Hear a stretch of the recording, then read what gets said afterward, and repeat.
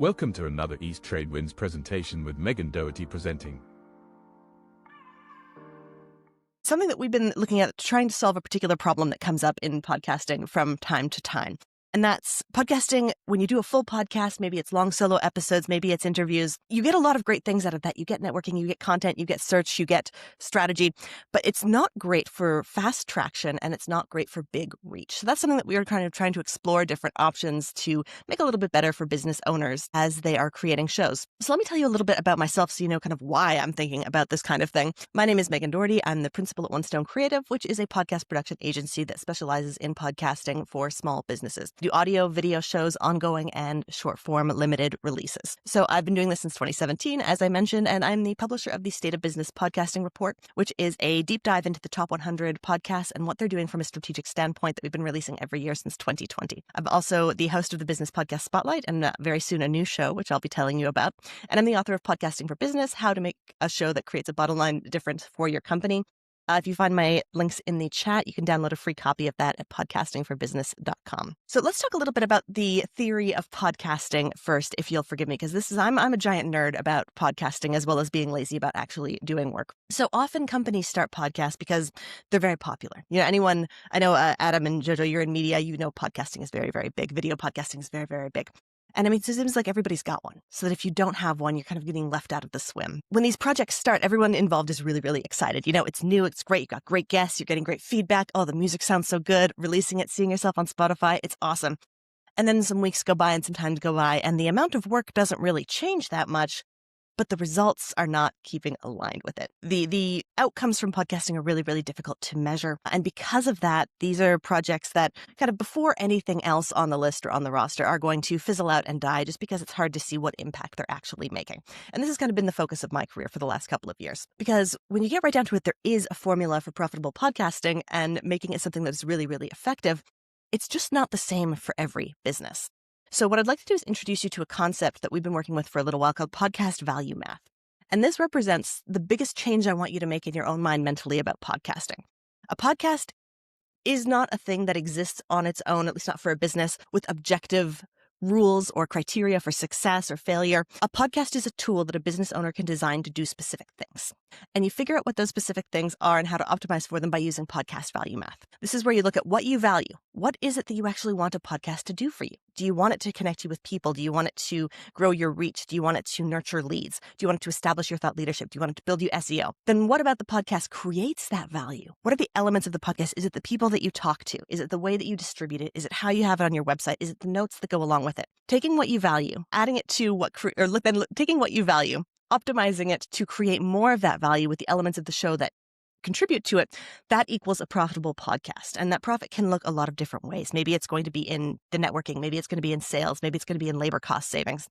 But that's the way you break down a podcast. And that's how you create a podcasting strategy that's going to be really valuable for you and for your business. Over the years that we've been doing this, we've developed a methodology kind of to apply this thinking, to apply this. A podcast is a tool, not a thing that has value in and of itself.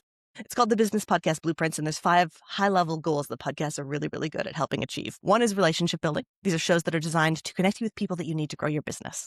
Then there's audience engagement, and these are shows that nurture an audience who, by some means or other, are already aware of you. Think about like lead nurturing or sales enablement. And then you've got thought leadership, and these are shows that establish you and your brand as an authority. Conversion shows change listeners from one kind of relationship with you to another kind, maybe usually through some kind of paywalled or email-gated content. And then there's content shows. You are completely allowed to have a podcast just to create content that you can use in other areas of your business. It's a perfectly valid reason to podcast, and you don't have to have another one. So this is the methodology that's explained in my book, which, as I mentioned, you can get a copy of if you'd like to explore more.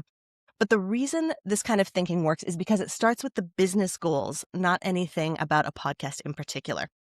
The blueprint is the main goal for the show. It's the most important thing that it does for your business, and it becomes a decision-making filter that you use to make all of the other decisions about your show. And doing that, choosing what is the most important thing it does, is the most important first step for profitable podcasting for all kinds of business owners who have all different kinds of goals. But sometimes, and now we're getting into the new strategy I wanted to talk about, is that your goals and what your business needs doesn't require a whole traditional podcast to fulfill them. And don't mistake me, I love traditional podcasts. Not only are they my bread and butter, they're one of my favorite media to consume and to listen to. I really, really love them.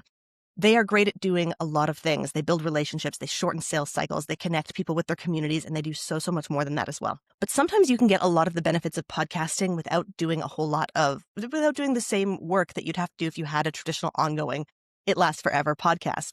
We've seen that a lot over the last couple of years as we've started to focus on short form podcasting. That is to say, podcasting with an end date, 6, 10, 12 episodes rather than a show that releases every Tuesday for the rest of time. For a lot of businesses, that's all the podcast they need. It does the job, and so they don't have to invest any more time, energy, and money in it after that. And we were wondering, could the same thing be done with length of podcast rather than number of episodes? And that's been what we've been thinking about for the last little year. You don't need to record for an hour every single week and release something every single week to be consistent and to do important things in your business, like share your expertise, enhance your SEO, or fill your content calendar. You can go a long way with just a tiny bit of content that you record all at once in a batch. And so this is what we're calling a micropod, specifically what we were solving for when we tried to develop this new way of podcasting. So a micropod is a way to get maximum audience content and thought leadership outcomes for a minimum investment of time and energy. So this is not the podcast that you want to have if you need to build a lot of relationships.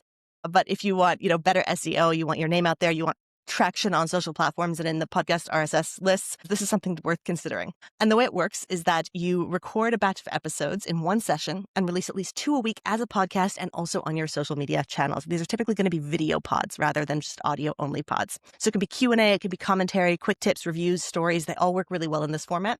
And they can be really, really simple episodes. In fact, they have to be really, really simple episodes, unlike more traditional podcasting where you can get really complicated and really fancy. In a micropod, you're just going to have a quick hit, something that is exciting, gets people's attention right away because you've only got a couple of seconds to do that. A very, very lightning fast intro, possibly just a logo and some music really, really quick. Then the body of the content, which is going to be 1 to 3 minutes long. You could probably squeak in a little longer or go a little shorter if you needed to, but 1 to 3 minutes as a rule. And then again, a CTA or call to action that doesn't last more than 15 seconds. Bingo, bango. Easy to record, easy to produce, easy to get a whole bunch done in one sitting. And what this does is when you're able to record a whole month of content, for example, in one batch, that's going to save you a lot of planning time, a lot of production time, a lot of recording time.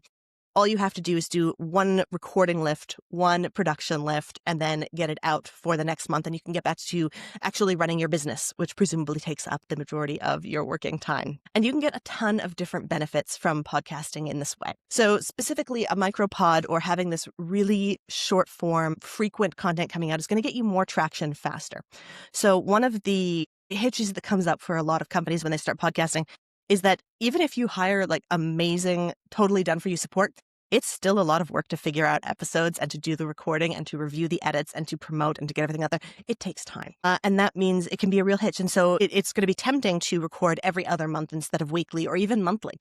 And that means it's going to be really, really hard to ever actually see results from the podcast because the podcast industry moves very quickly. And it's simply you need to have a consistent, quick pace of content to see results. It's also really great for establishing more visibility, reach, and repurposing. Another big problem that new podcasters find is you've put all this effort into this amazing content, and why is nobody listening? Well, a lot of it is because podcast search sucks to start. But using other formats and designing something specifically to play more effectively with the algorithms and that is meant to be kind of digested in really bite-sized, for good or ill, that is content that is really popular right now. And if you're trying to use content to achieve business goals, paying attention to those trends is important. Being able to batch your content is really efficient and it saves time, it saves money, it saves labor cost, and it saves your own labor when you're doing this kind of recording because just being able to do it in bulk to get a month's worth of, daily content, that's a really big lift. And so trying to do it all at once is going to really preserve a lot of your time for the other work that you have to do. And something that I think is really interesting, and I'd love to have some of the AI experts in the room weigh in on this, is that when you do have, especially Q&A content, story content, teaching content in this short format that's coming out in a really structured way, and it's coming out, riddled with delicious keywords, that kind of structured expertise makes it easy for you to find both from search engines and from the large language model chats that are going to be in a position to recommend you as more and more people use them to do their discovery research. To just nail the point home again, batching a lot of content in one go, especially really short form content, is going to give you a really rich and robust content calendar for a minimum of time and financial cost. So if these are benefits that you're thinking might be kind of interesting to you, Here's how you do it. Really short. I'm sure there are details that go into creating a new podcast, but this is the baseline of how you're going to do it if you'd like to give it a try. The first is choose your release schedule, whether you want to do it twice a week, 3 times a week, 4 times a week, 5 times a week. Start on the 2 end and move up towards more releases if you're new. But choose your release schedule and then create the prompts for 4 weeks worth of episodes. And your prompts might be, a story about a client success. It might be a list of a bunch of questions that people ask you regularly, or a bunch of questions that you see people talking about on social media that you know that you have a really good answer to. Create enough prompts for 4 weeks worth of episodes on whatever your release schedule is. Then you're going to record all of your episodes in a single batch. Now, some people are really good at turning on a camera and talking and looking good and feeling confident, and we hate those people. They're lovely, but most people do not have that experience recording video, especially solo. It's weird, it's awkward, it's unpleasant. Get a friend or a business partner or a colleague to record with you in the room. Trust me, it's going to make a really big difference. Then you're going to record and produce all of them, all in one go. This is something that really, really important. You do not push this off until later. You don't say, okay, I'm just going to produce one, schedule one, get it out there. No, for this strategy to work, you produce the entire month's worth of content in one go, and then you schedule the entire month's content in one go. And that means to your social platforms. I know if you're using something like High Level, it's probably got a scheduler involved that you can pop everything in there.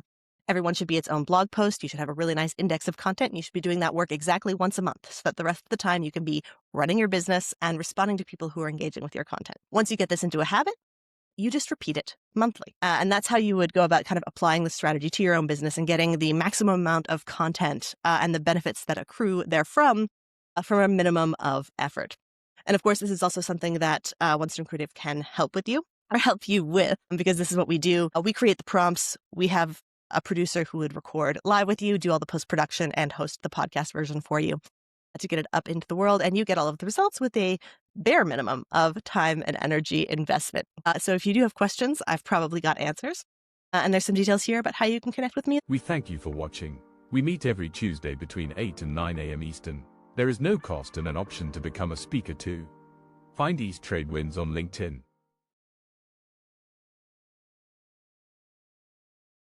Well,